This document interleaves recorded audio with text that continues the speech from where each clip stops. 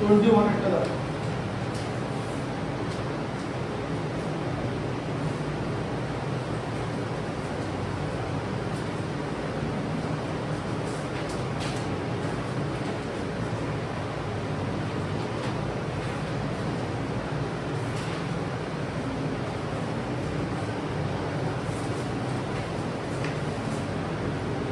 কিছুটা ডিফিকাল্ট আছে 21 এর কনসেপ্টটা। হ্যাঁ দেখো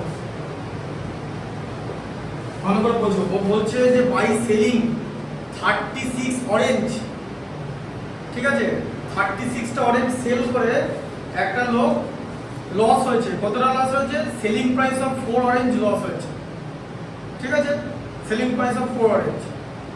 ফাইন্ড হিজ লস পার্সেন্টেজ, ঠিক আছে, বুঝতে পারলে? আচ্ছা, তাহলে সেলিং প্রাইস অফ, তাহলে বাই সেলিং 36 অরেঞ্জ, ঠিক আছে। এবার দেখো এরকম করবে SP of 1 orange let a rupees. একটা অরেঞ্জের সেলিং প্রাইস হচ্ছে এ রুপিস,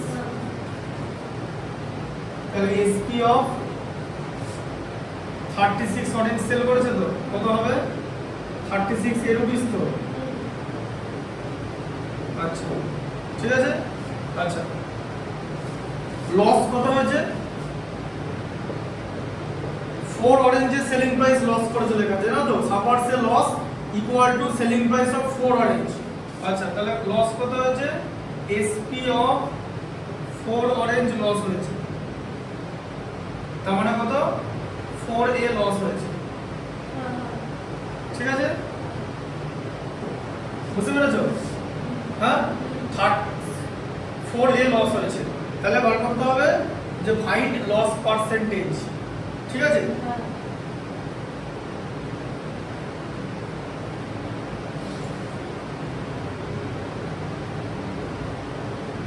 এবার কি করে জিনিসটা করবে ভালো করে বোঝো। এবার এই 4 এ রুপিস লস হয়েছে 36 এ রুপিসে সেল করে, ঠিক আছে, বুঝতে পারলে? সেল করে লস হয়েছে, তাহলে কস্ট প্রাইস বার করতে হবে, তাই তো? যে লস পার্সেন্টেজ, কারণ লসটা কিসের উপর হয়? লসটা হচ্ছে তোমার কস্ট প্রাইসের উপর হয়, ঠিক আছে, বুঝতে পারলে? লসটা কস্ট প্রাইসের উপর হবে। প্রফিট এসপি উপর হবে না না, প্রফিট লস দুটোই কস্ট প্রাইসের উপরই হবে।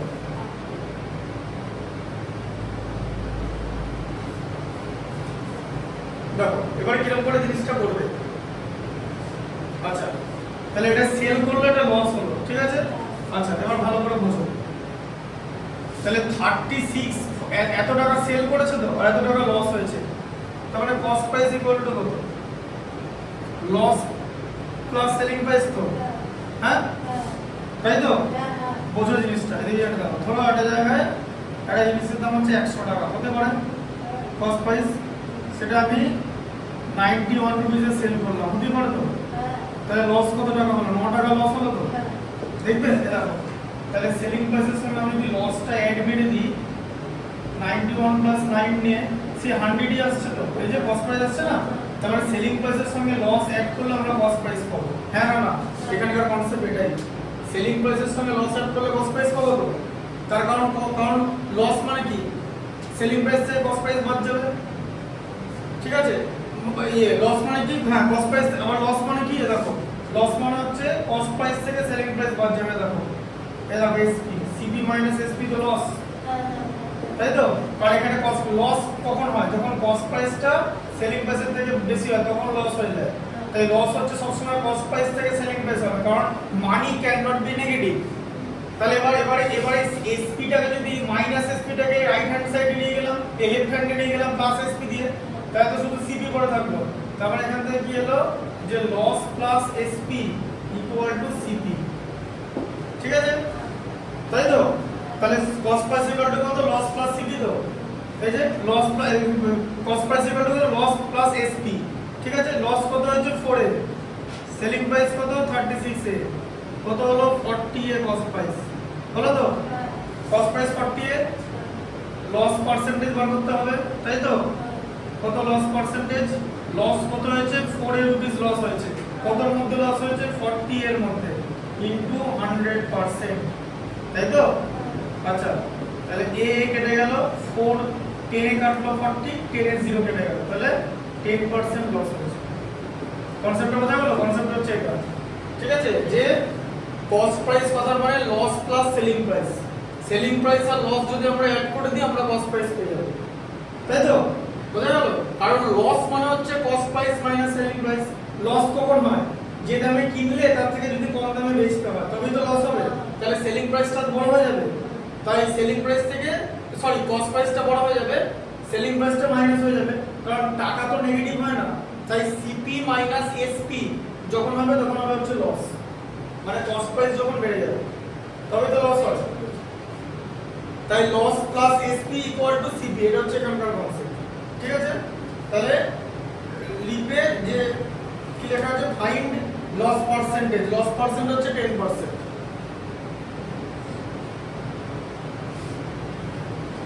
লিখে নাও এটা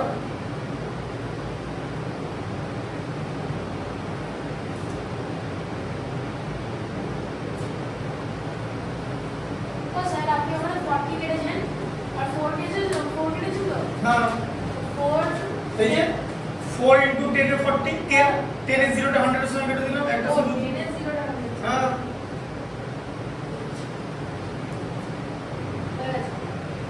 লিখে দিছো লিখবে যে his loss percent is 40% 10% his loss percent is 10%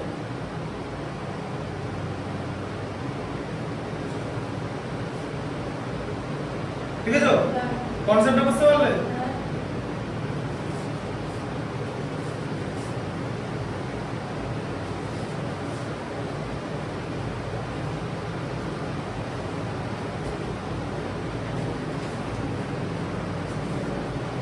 আচ্ছা তাহলে 22 টা দাও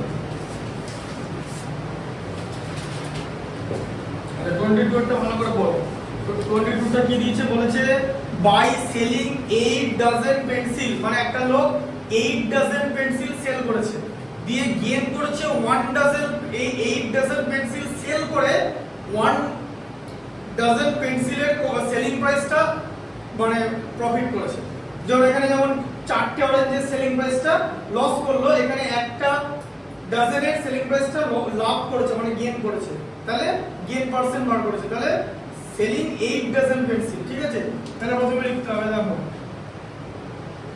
selling price of 1 dozen pencil 1 dozen পেন্সিলের সেলিং প্রাইস কত D রুপিস তাই তো আচ্ছা selling price of 8 dozen pencil 8 dozen পেন্সিলের সেলিং প্রাইস কত 8 B রুপিস তাই তো আচ্ছা তাহলে গেইন কত হয়েছে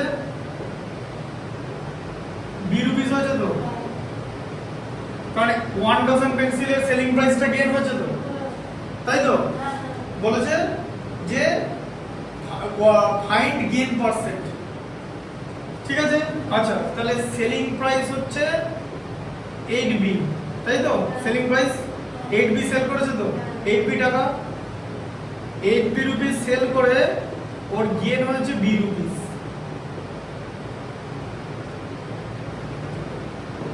তাই তো হ্যাঁ আচ্ছা তাহলে কস্ট প্রাইস কত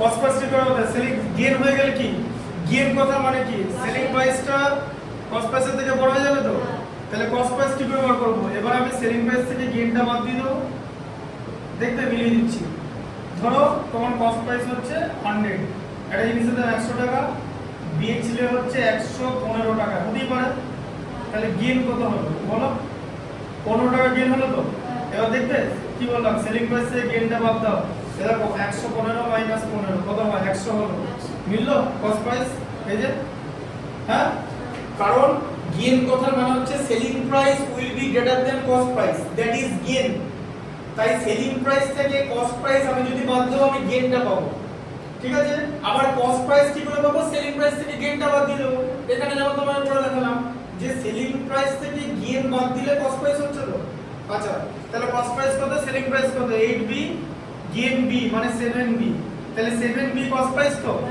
7b টাকা কস্ট প্রাইস, একটা b লাভ করেছো তাহলে 8b হয়েছে সেলিং প্রাইস।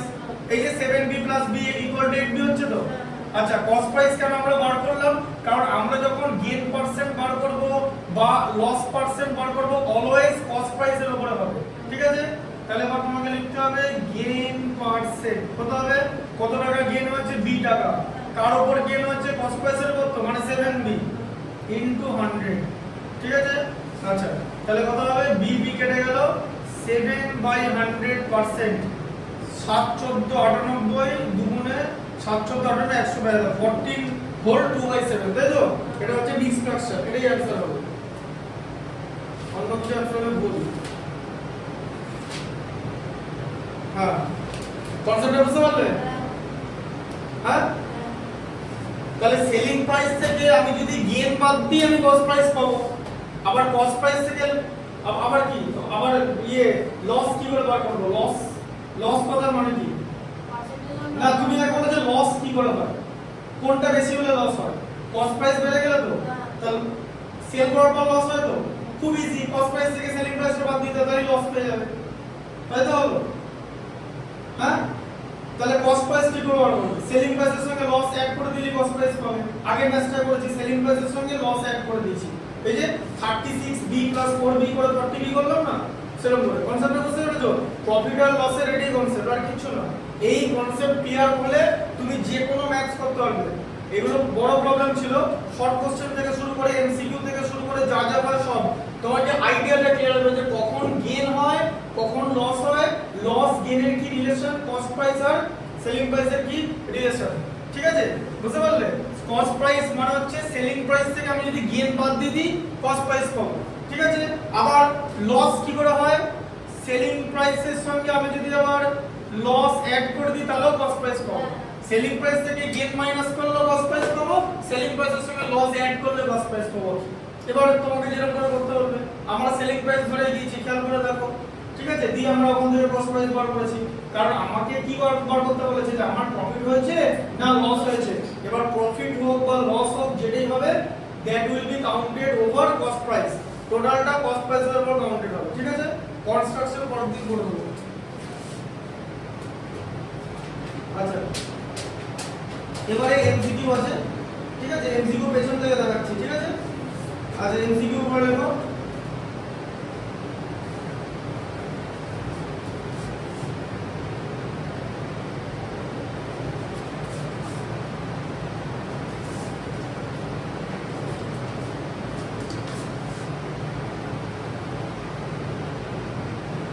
এমসিকিউ 12 ঘন্টা। হ্যাঁ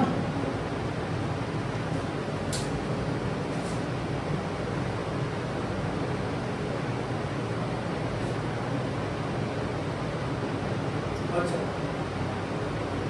এমসিকিউ কি আছে, on selling A স্টুল for 630, selling করেছে, তাহলে এসপি হচ্ছে 630, সেলিং প্রাইস হচ্ছে 630, পাশে রুপিস দিয়ে দেবে। হ্যাঁ সেলিং প্রাইস 630, লস হলো 10%, লস হচ্ছে 10%, লস হচ্ছে 10%, ঠিক আছে। তাহলে বার করতে বলেছে যে কস্ট প্রাইস কত, তাহলে লস তো কস্ট প্রাইসের উপরই হয়, তাহলে কস্ট প্রাইস সিপি = a, তাই তো। তাহলে a এর উপরে লস হয়ে গেছে মানে দেখো 100 - 10/100, তাই তো, = 630, তাই তো। তারপরে a * 100 - 10 মানে 90/100 = 630, ঠিক আছে। আচ্ছা এটা কেটে গেল, ঠিক আছে। হ্যাঁ a * 9/10 = 630, ঠিক আছে। 9টা এখানে কেটে গেল 70 দিয়ে, কেটে যাবে তো। তাহলে a = কত, 70 * 10 মানে 700, 700 হচ্ছে কস্ট প্রাইস। তোমার অপশন হচ্ছে 700, সি আছে, অপশন হচ্ছে সি, ঠিক আছে, বুঝতে পারলে। আচ্ছা 11টা হলো, 11টা দাও, ছোট ছোট ম্যাচ দেবে 1 নম্বরের, ঠিক আছে। আচ্ছা 11 কি বলেছে, বলেছে অন সেলিং এ চেয়ার 720, ঠিক আছে, মানে আবার সেলিং প্রাইস হচ্ছে 720, 720 রুপিস একটা চেয়ার সেল করেছো, তোমার 20% গেইন হয়েছে, গেন 20% হয়েছে, তাহলে কস্ট প্রাইস বার করতে বলেছে তো। আচ্ছা তাহলে কস্ট প্রাইস কি এ ধরে নিলাম, কস্ট প্রাইসের উপর 20% গেন আছে তো, তাহলে 120/100 ইনটু এ ইকুয়াল টু 720 তো।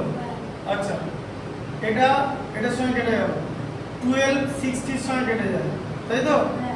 60 দিয়ে তাহলে ইকুয়াল টু কত, 60 ইনটু 10, তার মানে হচ্ছে 600, বোঝা গেল।